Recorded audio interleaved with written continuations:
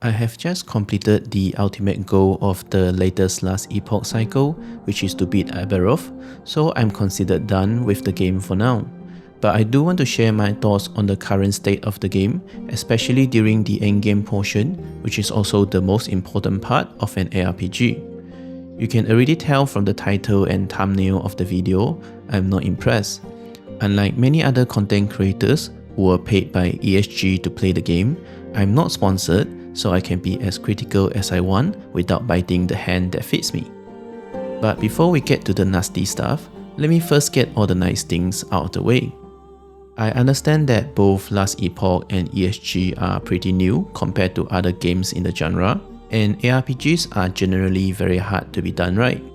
Even veteran studios like GGG had just fumbled big time with the Necropolis League not too long ago. However, that does not change the fact that the endgame of Last Epoch is still not fun after 5 years of early access and almost half a year after its full release.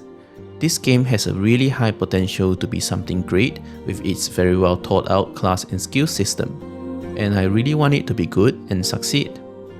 But like another game that is in a similar situation, Diablo 4, the clock is ticking for ESG to make some fundamental changes to the core system of Last Epoch before it starts losing a significant amount of its player base forever and fades away like many other games that could have been great. I hope this video can serve as a constructive feedback for ESG to make the right improvements so the game can continue to stay relevant and gain more popularity, which will help me as a content creator as well. Okay, we are done being nice, so let's start with the brutally honest feedback about Last Epoch's endgame.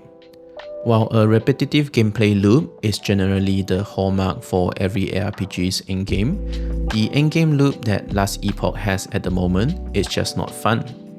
Its monolith system centers around running an ungodly amount of echoes, which are this instance content that has been showing on the screen. Each echo takes around 2 to 5 minutes to complete, and while it is a very fresh take on an ARPG's endgame system, a new idea does not make it a good idea. In the monolith, players will need to decide on which path to take by taking many things into consideration, like what types of rewards they are after, how to maximize stability and corruption gain, which enemy modifiers is easier for their build to take on, and so on. While it sounds like a deep and well thought out system on paper, in reality, it is just unnecessarily tedious and convoluted. Nobody wants to spend 1 or 2 minutes deciding on the next echo to take, go through the loading screen to then spend 2 minutes blasting the echo, only to return to staring at the monolith screen again for another 2 minutes to decide on the next echo. The ratio of micromanaging which path to take in the monolith and actually playing the game just makes no sense at all. When you are in the echoes, you are incentivized to finish them as quickly as possible to build up the stability needed to fight the timeline boss, or get to the edges of the monolith to fight Shadow of Orobis so you can increase the corruption level to get better rewards. So in the end, each echo just feels like a chore that you want to get done and over with so that you can maybe get to the fun part at the end. Spoiler alert, there is actually no fun part at the end. Because fighting the timeline bosses and Shadow of Orobis gets really old really fast after the first time, and you will have to fight them a lot of times. Typically, you will need to grind 10 to 20 echoes for enough stability to fight the timeline bosses, and having to repeat the unfun loop for so many times for the payout just feels really bad to do. Speaking of payout, let's talk about the rewards that you are getting for grinding the echoes and monolith. The most common rewards that people are chasing in the monoliths are either gear or the timeline blessings. And the timeline blessings is one of the most annoying power systems that was ever introduced in an ARPG. Each timeline has 10 to 13 blessings that can be obtained, and each time you defeat the timeline boss, 5 blessings will be provided at random for you to choose from. That means there is only a half or less than half chance for the blessing that you want to show up as a reward, bearing in mind that this is after grinding 10 to 20 echoes. And even if the blessing does show up, it has a pretty big range that it can roll. So if you are unlucky, Imagine how frustrating it can be to clear the timeline 3 or more times for the blessing to finally show up, that is 30 to 60 echoes, then to get a low roll on it and you will have to start the grind all over again. But wait, there is more. The situation with gear drops is even worse.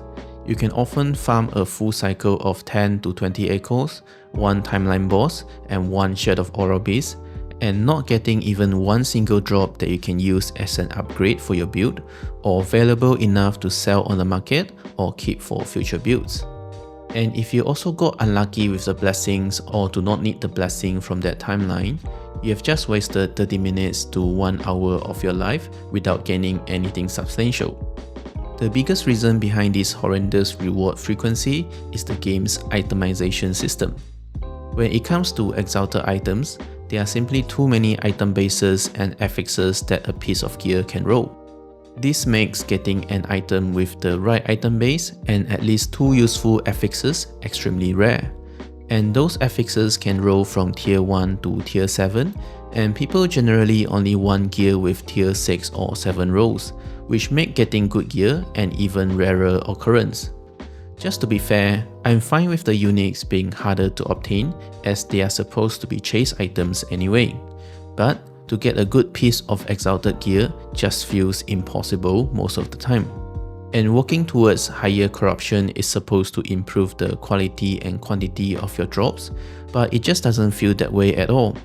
I can be farming at 200 plus corruption and still get similar drops as 100 corruption while taking on significantly higher difficulty.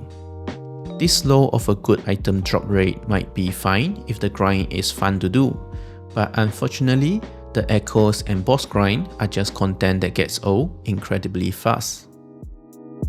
While an echo can have a different map layout and different objective, ultimately every echo can be boiled down to 2 parts: killing enough enemies to reveal the location of the objective and beeline to the objective to complete it. After a while, every echo just feels the same, except some might be more annoying than others because the map is longer or there are too many objectives they are located far away from each other. In my opinion, this feeling of sameness is attributed to the fact that regardless if you are doing a long map or a short map and what the map objective is, it does not really change the rewards that you are getting at the end of the echo. There is not really a kill more things or do more challenges to get better rewards option, which makes doing anything other than clearing them as quickly as possible rather pointless. Yes, there's the Nemesis that was added this cycle and the Exalt Mage that you can fight in the echoes for more rewards. These are steps in the right direction, but they are nowhere near enough to make the echoes feel fresh and exciting to do. And while it is better than nothing, these two are not good mechanics either. The Exalt Mage can be a fun and challenging fight, but the reward is just too underwhelming to justify the time required to kill them. The Nemesis is very poorly implemented as well, as you are forced to make a decision while the game still goes on. So you can still take damage from enemies that are attacking you, or even worse, get sniped by a spire from all the way across the map. The reward, which is the ability to add legendary potential to uniques, is pretty good, but I just wish that it will always add legendary potential to the unique instead of sometimes turning it into a legendary gear and breaking the item. By now, I've covered why the gameplay loop, rewards, and the content in the endgame of last Epoch are not good, so I want to switch to a more constructive mode and provide some potential solutions to the problems that I have mentioned. I think the number one priority that the developers should be focusing on is definitely fixing the itemization system. The game simply has too many item bases for each gear slot, and most item bases are just objectively bad compared to the better ones. If ESG were to remove the number of bad item bases in the game, it would significantly improve the quality of exalted item drops and make the players feel a lot more rewarded. My second suggestion is to shorten the stability and corruption grind by increasing stability gain from each echo and make the monolith webs smaller so the Shade of Orobis fight is easier to reach.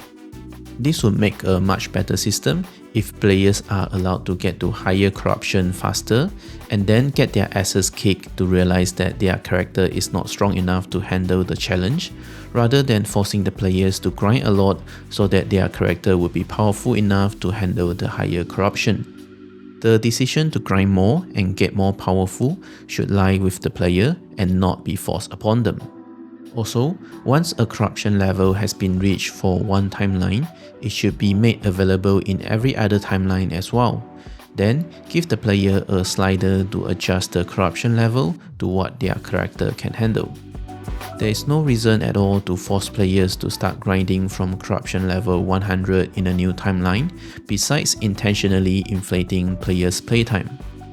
And my final suggestion is for ESG to create more mechanics that players can interact with to change the content in the echoes and the rewards received upon the completion of said echo. For example, they can copy the oldest idea from Path of Exile and put strong boxes that spawn large amounts of monsters in the echoes, and scale the reward that you get at the end of the echo based on how many monsters you have killed. That way, players can get rewarded for actually killing more monsters in the echoes instead of just focusing on rushing the objectives. Before I end the video, I want to reiterate that Last Epoch is not a bad game. It's a good game with a bad endgame system, and I believe all the issues are fixable if the developers can get their priorities right. If what I mentioned in this video resonates with you, please consider giving it a like so it can gain more traction and perhaps grab the attention of the devs. Also, comment down below what do you think about Last Epoch's endgame. Is there any part of the video that you agree or disagree with? Or are there some other issues that I miss? Lastly, if you would like to support the channel, hitting the subscribe button is definitely the best way, and it would truly mean the world to me. Thank you so very much for watching, and I will see you in the next one.